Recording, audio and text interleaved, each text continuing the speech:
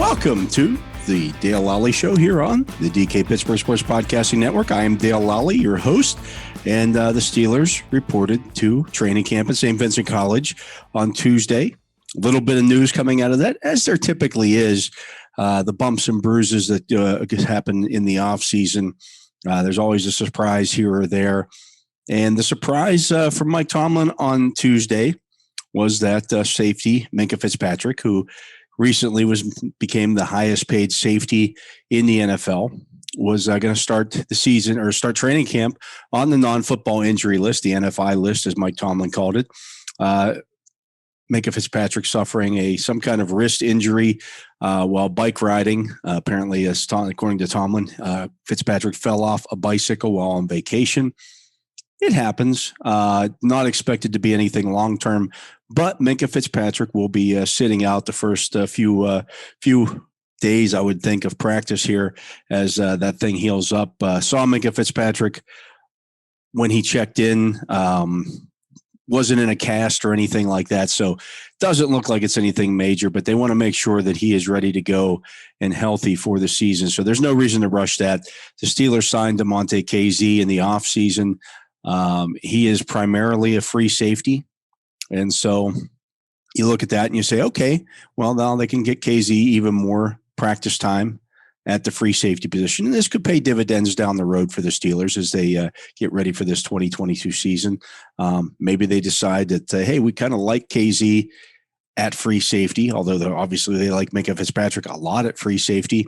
But they could decide, hey, we can play KZ at free safety and then maybe do some other things with Minkah Fiztpatrick. I really think the addition of KZ gives them the opportunity to play some three safety packages. And, that would be, maybe go to a three safety dime where Minkah Fiztpatrick can come up and play in the slot.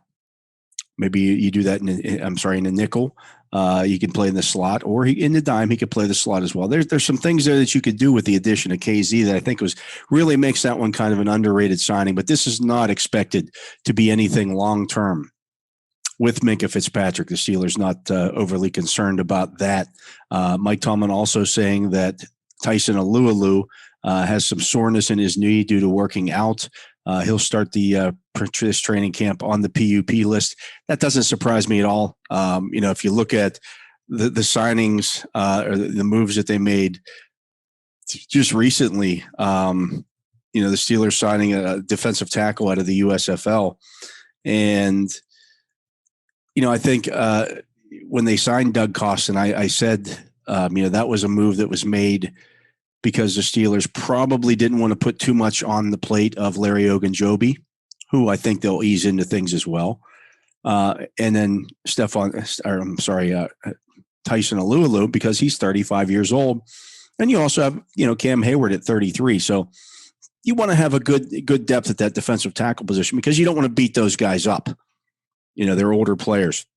So Tomlin today saying that, yes, Ogunjobi would be kind of eased into things in terms of how much he plays early, how much practice time he gets early. And he said a big part of that was because they don't know Larry Ogunjobi. They don't know his body. They don't want him going out there and trying to do too much early and, re-injuring his foot. Ogunjobi saying today that, the foot feels pretty good. He's feeling good, but he expects the Steelers to ease him into things as well. So that is the expectation here. I did see Tyson Alualu on a bicycle today. And yes, it was a motorized bicycle, one of the self-powered bicycles, but you still have to do some pedaling on those at times. And so that tells me that Tyson Alualu's knee is not that big of an issue. Of course, Alualu missing all but 5 quarters last year as he came back, or he missed the most of the season with an ankle injury. So you want to be cautious with those guys. The Steelers, they want to have those guys available in September when they play the open the season against the Bengals. As Ogunjobi said, hey, look, we don't play a game until September. There's no reason to rush this. These guys are veterans. They know what they're doing. Same thing with Minkah Fiztpatrick. Not that big of a deal. I know it gets headlines. People see an injury for a guy like that. This is not that big of a deal. certainly something that, every team's dealing with. If you look around the league, there's a lot of guys opening on the PUP list, a lot of guys opening on the NFI list. It doesn't mean that they're not going to be ready when the season starts. The Steelers having, of course, 5 weeks before they have to line up and play a game that means anything. So rest easy, Steelers Nation. You don't have to worry about Minkah Fiztpatrick this lingering into the season. He should be good to go sooner rather than later. I'm Dale Lolley. I'm going to take a break. You're listening to the Dale Lolley Show here on the DK Pittsburgh Sports Podcasting Network. When we come back, I'll talk about a few more things that we heard and learned during check-in day here at training camp at St. Vincent College.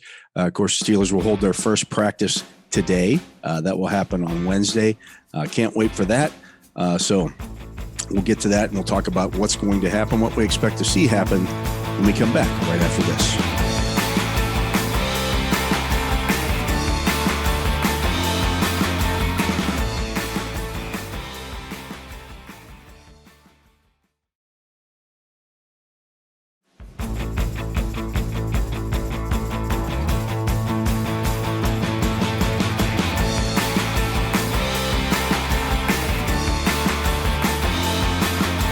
Welcome back to the Dale Lolley Show here on the DK Pittsburgh Sports Podcasting Network. And one of the things that Mike Tomlin was asked about on Tuesday after the team did its run test, and he was very happy with everybody's level of conditioning, all that stuff. He always is. The conditioning test really isn't that big of a deal anymore. It's not like it used to be, because they don't use training camp as a way to get into shape for the season. You already come to training camp in shape for the season, because if you don't, you're probably not going to be around very long. So not an eventful training session today or conditioning test, but Diontae Johnson was taking part in it. And Mike Tomlin was asked about Diontae Johnson, and he was asked specifically if Johnson will be doing any kind of hold-in in this training camp. Of course, the Steelers and Johnson, his contract will be up after this season. He's an important member of this team. And Tomlin said, no, he's going to go out there. He arrived on time. He's done everything that he's needed to do. We expect him to go out there and practice like he's always practiced. We've seen that in previous situations. TJ Watt, for example, last year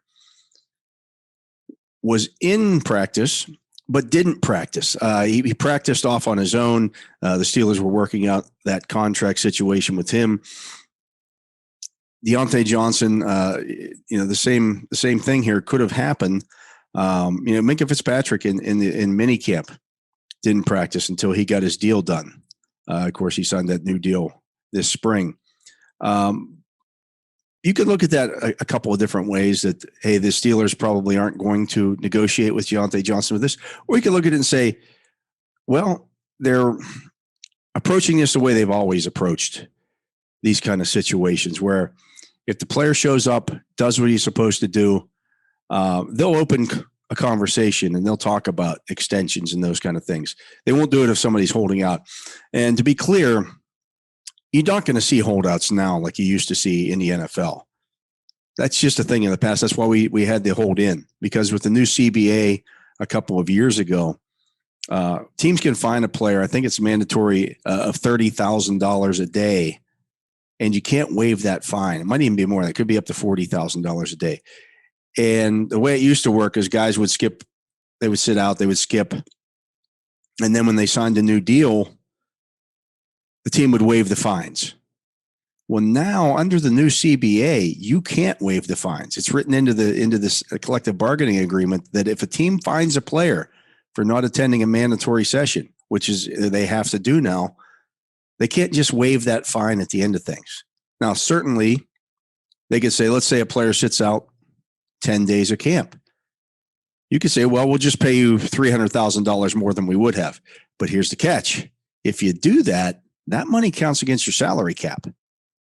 So you're not going to want to do that, because that, $300,000, sounds like nothing right now if you've got cap space.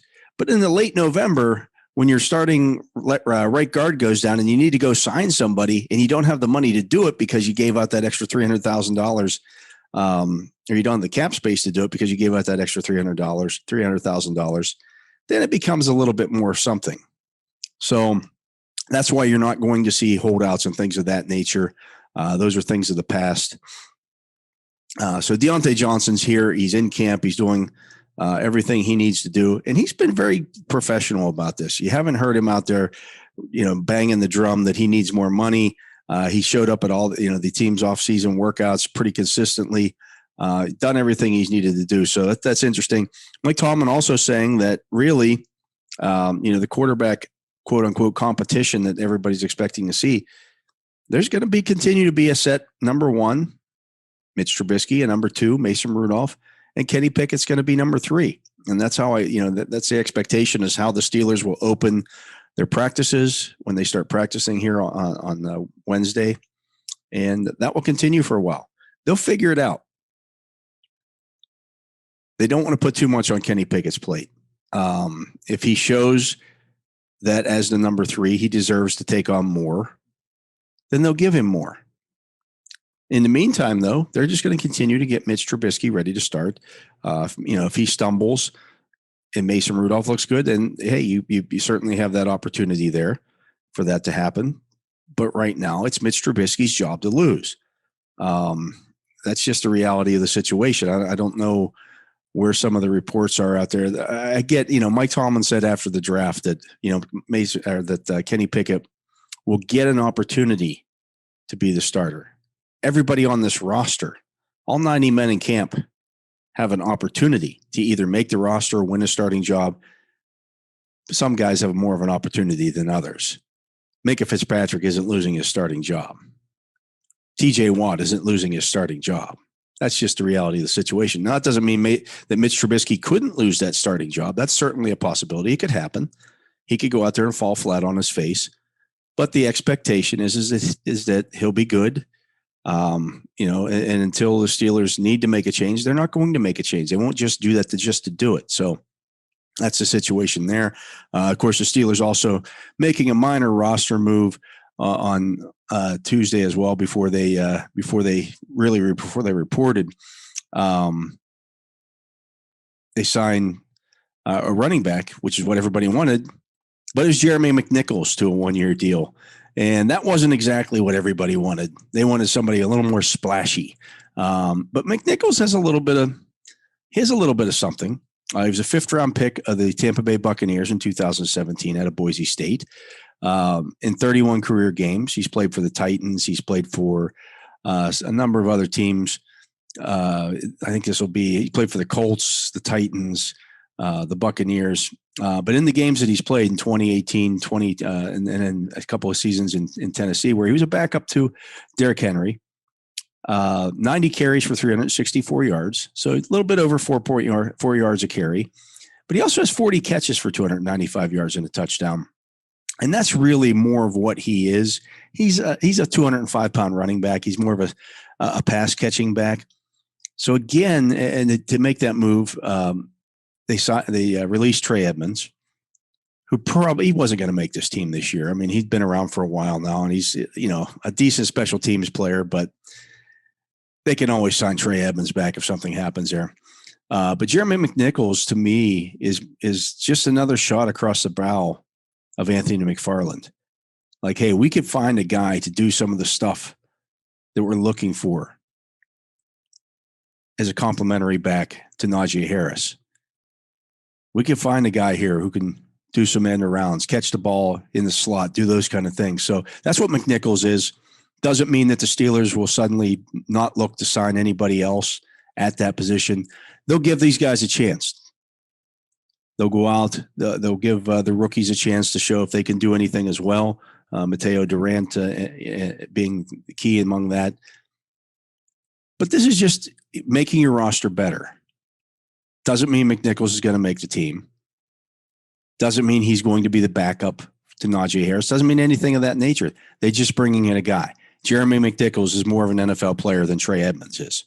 That's just the reality of the situation. So that's why that move was made. we could see other moves made here in the coming weeks. Certainly, as they look at things as injuries start to happen in this camp, things of that nature. So keep an eye on that as well. We'll be out here every day. You can read everything, all of our coverage on dkpittsburghsports.com.